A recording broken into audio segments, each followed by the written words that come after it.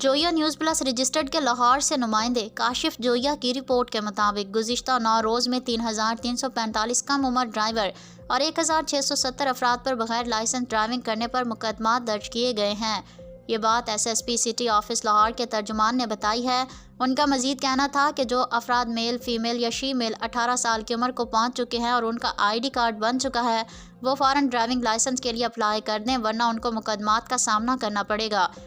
انہوں نے والدین کو گزارش کی کہ وہ 18 سال سے کم عمر بچوں کو گاڑی یا موٹر سائیکل دے کر باہر نہ بھیجیں، ورنہ ان کے خلاف نہ صرف مقدمات درج ہوں گے بلکہ ان کا کریکٹر سرٹیفکیٹ بھی اندراج کیا جائے گا، جس سے ان کے مستقبل پر گہرے اثرات مرتب ہوں گے۔